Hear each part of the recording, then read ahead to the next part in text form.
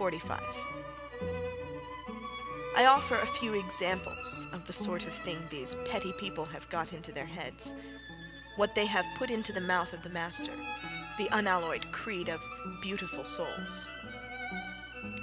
And whosoever shall not receive you, nor hear you, when ye depart thence, shake off the dust under your feet for a testimony against them. Verily I say unto you, it shall be more tolerable for Sodom and Gomorrah in the day of judgment than for that city. Mark 6:11. How evangelical. And whosoever shall offend one of these little ones that believe in me, it is better for him that a millstone were hanged around his neck, and he were cast into the sea. Mark 9:42. How evangelical. And if thine eye offend thee, pluck it out. It is better for thee to enter into the kingdom of God with one eye, than having 2 eyes to be cast into hellfire, where the worm dieth not, and the fire is not quenched. Mark 9:47-48. It is not exactly the eye that is meant. Verily I say unto you, that there be some of them that stand here which shall not taste of death till they have seen the kingdom of God come with power. Well lied, lion. Whosoever will come after me, let him deny himself, and take up his cross, and follow me.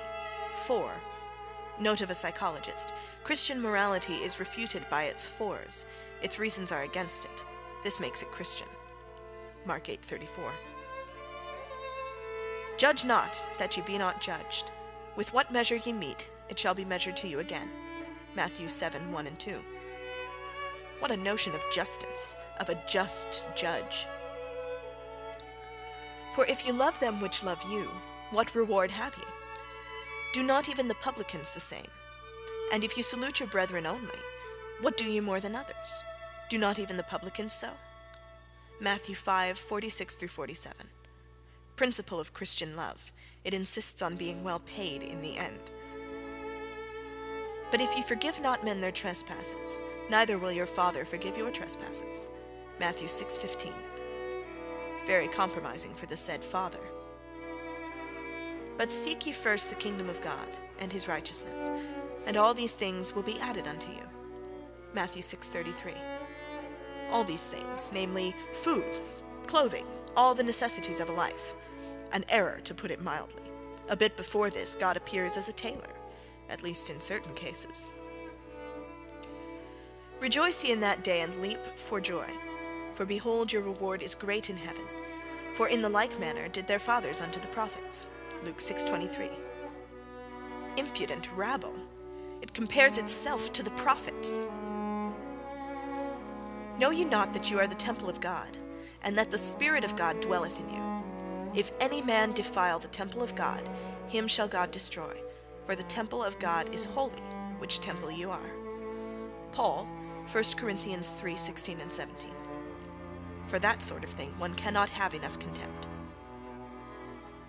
Do ye not know that the saints shall judge the world? And if the world shall be judged by you, are you unworthy to judge the smallest matters? Paul, 1 Corinthians 6:2. Unfortunately not merely the speech of a lunatic. This frightful impostor then proceeds, Know ye not that you shall judge angels? How much more things that pertain to this life? Hath not God made foolish the wisdom of this world? For after that, in the wisdom of God, the world by wisdom knew not God. It pleased God by the foolishness of preaching to save them that believe. Not many wise men after the flesh, not men mighty, not many noble are called. But God hath chosen the foolish things of the world to confound the wise. And God hath chosen the weak things of the world to confound the things which are mighty. And base things of the world, and things which are despised hath God chosen.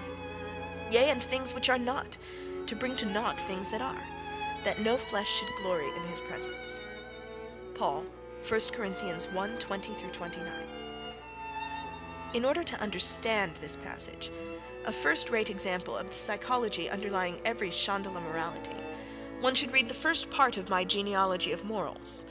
There, for the first time, the antagonism between a noble morality and a morality born of resentment and impotent vengefulness is exhibited.